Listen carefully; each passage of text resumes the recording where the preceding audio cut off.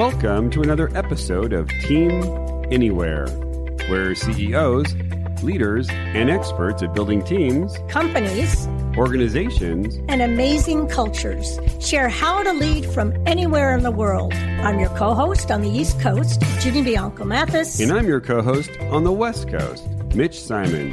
And we invite you to join us to Team Anywhere.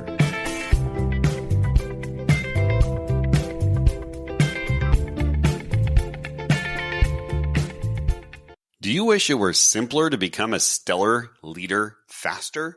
Could you actually hack leadership?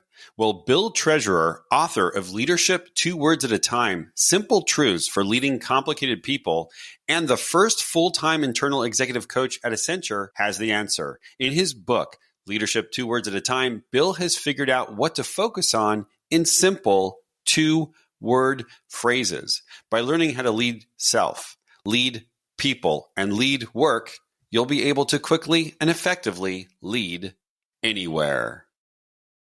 Hello and welcome to another episode of Team Anywhere. I'm your co-host on the West Coast, Mitch Simon, and on the East Coast, we have our co-host, Dr. Virginia Bianco Mathis. How are you doing this morning, Ginny? Fabulously today. Thank you. Well, today on the podcast, we have Bill Treasurer, best-selling author and founder of Giant Leap Consulting. Over the course of 3 decades, Bill has worked with thousands of leaders from organizations such as NASA, eBay, Lenovo, UBS Banks, eBay, Saks Fifth Avenue, and many others.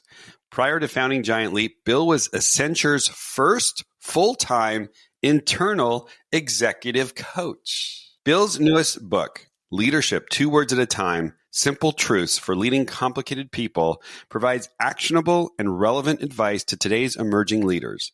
Upon release, the book became an Amazon bestseller. Wow. Bill, as we end 2022, what's the one most important thing that is on your mind?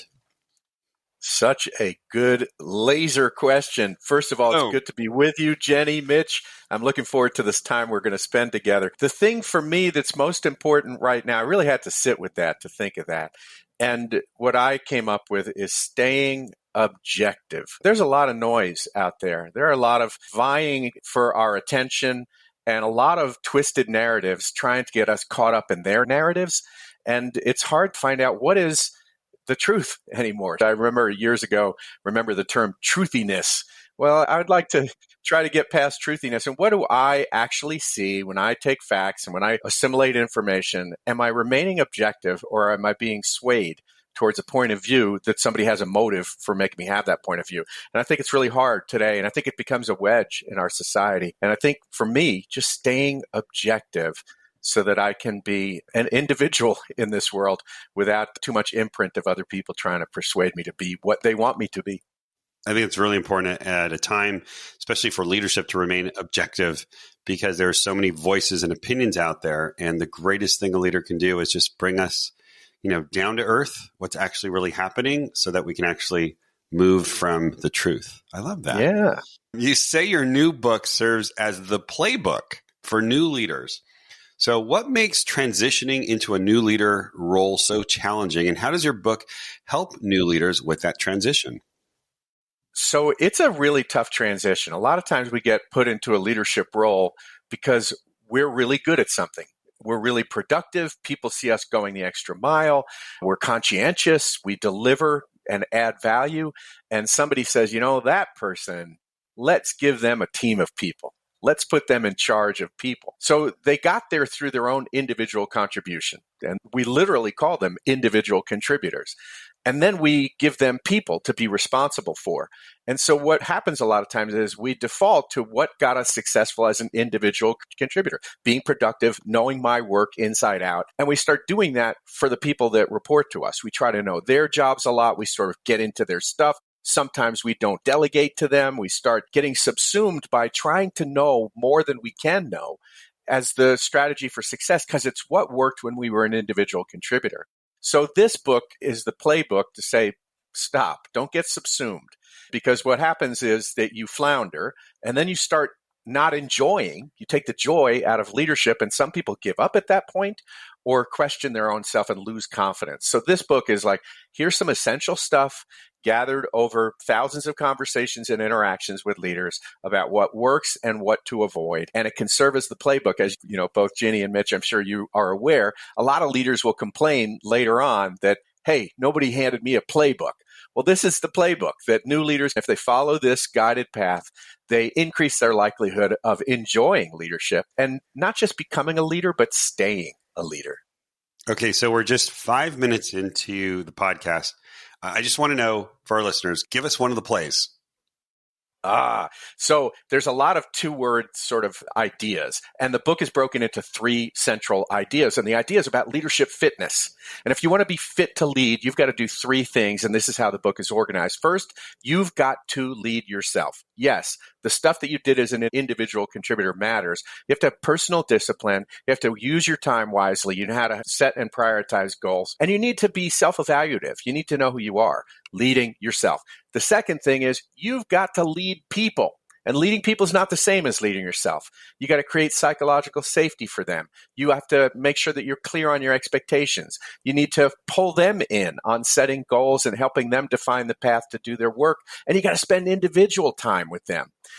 And then the third thing is you've got to lead work. You do the other 2 things so that you can be productive in the workforce and add value daily and help your team add value daily so that the organization becomes more valuable itself. And part of that means leaning into and learning to love business. So lead yourself, lead others, and lead work. That makes you fit to lead. I really like the athletic reference, the fit. So that also means, what's my game plan to stay fit? Yeah. So I've been fortunate to have worked with some military folks. In particular, I wrote a book with a guy named John Coach Havlick, who was a Navy SEAL for 30 years. And if you lose the confidence of your command and the confidence of the people around you, you'll be removed from your leadership role. So the idea of leadership fitness is, and you've heard this before, right? Are you fit to lead? Not just physically fit, but are you mentally fit? Are you disciplined? Are you not petty? Are you humble? Are you open to learning? Are you engaged with the strategy of the organization, but operationally know what needs to be done? So are you sort of well-rounded and holistic as a leader? Do you have leadership fitness all the way around? Great list. Yeah, thank you. Now, I actually delved into the book. I think I'm about 25, 50 pages in. And what I like about the book is it's really written to that first leader. I think you're really connected to what that new leader is really thinking and what his or her fears are and his or her questions are. And you make it really simple to understand what the elements are. So I think you walk away from the book and you can say, okay, these are the things that I need to know and these are the things that I need to do. And I can go out there and do them right away. The title is Leadership 2 Words at a Time. How did you land on the 2-word idea? Yeah. Well, first of all, thank you for your compliments about the book. Yeah, I was the pen that wrote stuff down, but really that book is brought to you by thousands of people I've gotten the good fortune to have been able to work with. How I landed on 2 words was there was a point in time over 20 years ago when I was coaching at Accenture. I had an individual I was coaching who was an associate partner and wanted to become a partner. And if you talk to the partners, they were like, he's too eager. He wants it too much. He gives off an intense vibe and he's always hanging around us, but he doesn't cultivate relationships around him and beneath him. He needs coaching. So when I would engage in the coaching relationship with him and over time, one day I just asked him, I'm like, if you could just laser in on it, what do you think you'll need to become a partner in the firm? What do you think the partners are looking for in you that you need to close the gap? What do you think it is? And he just said, I think I probably need to be calm and confident. And it was illuminating to me. And I know it was illuminating to him. And that's what we lasered in on. And so that's what the work became focused on, is helping him cultivate that composure piece and be more calm and reasonable instead of being intense and giving off that intensity energy. And he'd get ready to go to meetings and he'd be like, hey, Bill, I'm meeting with the partners today, CC, which meant calm confidence for him to remember, right? And over time, that taught me that if I could help a coachee laser in on the thing that they might need to work on to close the gap to become the leader that they want to become, the fewer words they used, the more likely it was that they would actually take action and make a difference in making the behavioral change. So over time, I started to collect a bunch of two-word concepts. And at some point, and I collected them for like over 10 years. And then during late COVID, I had no plans on writing a book, but COVID went on and on and on. And I said, COVID did that to you.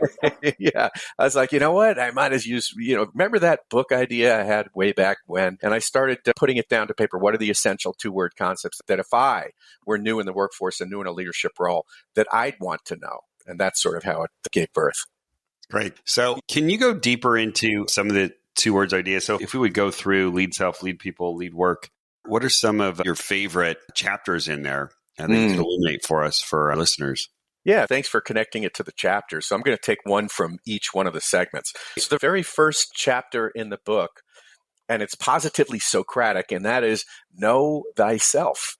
You don't want to be oblivious as a leader. There's plenty of late stage leaders who got into leadership with no degree of self-awareness. Hopefully they've learned some along the way, but you can bypass that. There are things that you can do to gain self-awareness, to make sure that you understand and that you've got good motives for wanting to be a leader in the first place, and that you know what your strengths are, and you know what the overuse of your strengths are. So the shadows that they start to cast when you overuse them. So knowing thyself, and I call it the most courageous journey that you'll ever take, is the journey to the center of yourself.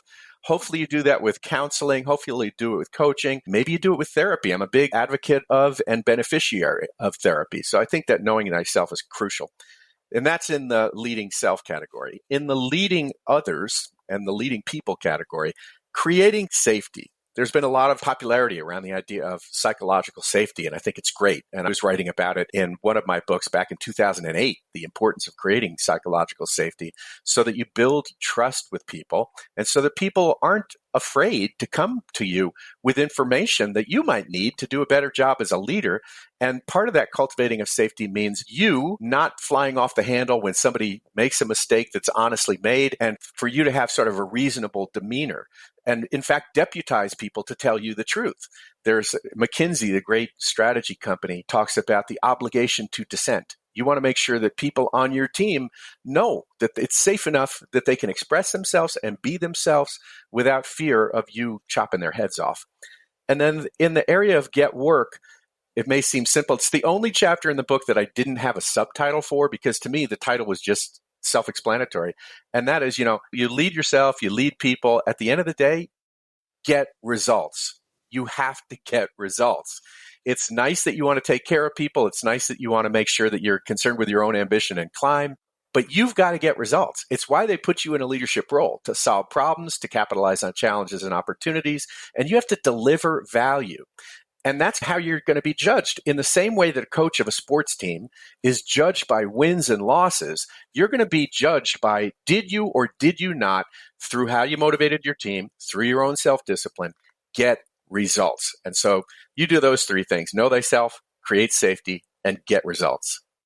I love this two-word. It is so true. You can attach yourself to, sort of like the hook of a song. This is the hook. And you remember two words. It gives you focus. Oh, yeah, I can remember that. And then associate all the behaviors that need to go with it. I'm taking so many notes, and just like you, Mitch, starting to think in terms of two words. That's the fun of it. Like, when we post on social media now, we'll be like, what are the two words that you think are important? Because I want to hear those too. Yeah, I thought it was team anywhere. But, that's what I'm thinking. Those are good words. Yes. So, Bill, thank you for that. Know thyself, psychological safety, get results. What do you think is the most challenging for leaders today in this post-pandemic world? Yeah, I think what's challenging for leaders is a couple of things. One, in the post-pandemic world, you might remember back in 2019, in some respects, it was a little bit easier because you had policies, you had procedures. It was black or white. Either you're abiding and complying with it or you're not. And now we move into this place of exceptionality where we're having to make exceptions for people and considerations and accommodations for people. Some people are working from home with immune compromised people. Some people don't want to go back to work full time and want a hybrid sort of thing. And many workforces are giving that because it's such a competitive landscape today. So the exceptionality And how do I navigate when before it was kind of easy, just black and white, follow the policy, comply or not comply. Now I'm like, okay, this person I have to do this for, this person I have to do this for. And how do I do that and not be seen as favoritism and still be seen as objective as a leader? And then the second thing is a lot of organizations right now, despite the rumblings of a pending potential for a recession, a lot of companies are really thinly staffed right now. And it's really hard to get workers. And in the meantime, what happens is the leader ends up doing work that they've probably outgrown out of necessity. And people at lower levels sometimes have to step up a level above them and get sometimes over promoted even. So I think that those are two big challenges right now facing the workforce: the exceptionality, leading in an exception where you have to make exceptions, and then being thinly staffed and how challenging that is from a stress standpoint, nonetheless. What I'm finding in this post-pandemic world and even the pandemic world is, the book is really focused on new leaders. What advice do you have for the new leader who, in 2019, here's your team. They're standing right in front of them. You can shake their hands and you can see, how tall they are, what their bodies look like. Now it's like, you just been promoted. Here's your team, and you'll never meet these people in person. What advice do you have to that young leader? Let's acknowledge how challenging that is. Just think of, first of all, recruiting somebody online and then having to onboard them online. It's certainly very challenging. I will say that there is a lot of information about this. So I Googled the term and there were over 1 billion results that I got with that. And part of it is that, remote leadership has been around. So I remember back when I was working at Accenture and we were starting to outsource and do offshore outsourcing. And so people in the United States were leading teams in India and the Philippines and such.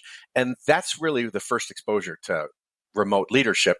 And it was really explosive at that moment in time. And now it's back. And so first of all, recognize that there is a body of knowledge around this. The second thing is there's some stuff that you're going to have to do virtually that is harder. Building the team, making time for fun stuff with the team virtually is hard. And also making time for the personal touch, the one-on-one time. You still have to do the stuff that you would do in an in-person environment. And I think that you as a leader, on the one hand, I'm sort of going to speak out of both sides of my mouth. You've got to make sure you're cultivating time with the team and cultivating the individual time. And the other thing is that you as a leader have to be vigilant for when some people might be overworking. Some people don't know how to turn it off. And you want to make sure that you're still checking in with that so that you know when to help a person not sort of redline into the overstressed environment. You talked about fun. I'd love to know, with the pandemic, we might be going into a recession. How do you put the joy back in leadership? Well, first of all, leadership can be joyful, right? And it should be. And if you're not experiencing joy, at least occasionally as a leader, then things need to change. First of all, take the long view on the legacy. What is it I'm trying to do again? And think about the most rewarding moments of leadership. And it's probably being able to impact a person and help them perform at a better level, or maybe helping them, remove blockage to something that they wanted to get, help them get to their career advancement. But when somebody contributes to the furthering of somebody else's career, there's great joy in that. But I like to get teams together, and whenever we do a team building, we're going to make sure that we do some experiential stuff. We step away from the actual work, do some fun, engaging activity that has purpose, and then we'll debrief and process the activity afterwards. But we've done everything from hot air ballooning to whitewater rafting to we recently did something where we took people in Range Rovers and in this like really muddy, big in crawl space environment. And they even drove the Range Rovers blindfolded. Talk about courage. So we try to find ways the team needs it. They need to let some steam off together sometimes that has nothing to do with work and everything to do with building relationships. The old word we used was bonding. And in the same way that your car might need an oil change every couple of thousand miles, your team needs team building. Even if you take them to Topgolf, whatever, have them over your house for dinner. But we need some way of connecting with each other as humans. That's great. Driving Range Rovers is not safety, but maybe it is psychological safety. So you've been a practitioner of leadership development for a long time. How did you get interested in leadership? I'm embarrassed to say I did a bad job of leading. And I know that because one of the people I was leading took me aside away from the team and said, "Bill, you suck as a leader." How about that? That was good. How do you really feel? Yeah. He just like hit right, boom, right in the face. And I got defensive and I was like, I'm your boss. I'll talk to you any way I want to and stuff. But I thought about it later and I knew he was right. I had no idea who I was as a leader. And my only reference point was my dad, who frankly was a bit of a hothead. God rest his soul. And that was the imprint. So I picked up a book. The first book that I picked up was The 1 Minute Manager by Ken Blanchard. Ken Blanchard in San Diego, California. How about that? And that book, it helped me. And I got a little bit better at it. And then I got the book Up the Organization, where I came across the term organizational development. And I got better at leading, but more important, I got really interested in the topic and the subject. And I decided to put myself through graduate school. Here I am, some 30 years later, getting to talk to the both of you about leadership, all because somebody had the courage to tell me what a crappy leader I was. Wow. Great story. Yeah, I know that when I kind of got interested in leadership, my dad actually wasn't a hothead, but when I started getting interested in leadership, I just walked into his library one day because he has 1 million books, and there was Ken Blanchard's book, and there was, Drucker, and I was like, yeah, why didn't you tell me about these things? So let's talk about your book. Back to your book. How can we find out more about your book? What are some of the tools and freebies that you have for leadership 2 words at a time? Yeah. So if they go to giantleapconsulting.com/ and then 2 words, 2 being the numeral 2, and then there's a download of the introduction of the book. And there's also a button where there's all sorts of resources and shareable memes and reviews and such about the books, and you'll get all sorts of information. Then if you like it, go to your favorite online retailer after that and get yourself a copy. Get yourself a copy. I totally recommend it. Great. Well, thank you so much, Bill. It's been a great one. Please, for our listeners, if you're a young leader, there are not many good leadership books for that new leader, and this is one of them. So I want to thank you, Bill, for your time. It's been great getting to know you. Thank you, Ginny, as always, for your fabulous, fabulous questions. And I want to thank our listeners for joining us and learning how to lead from anywhere. And with that, we'll see you next time on the next episode of Team Anywhere.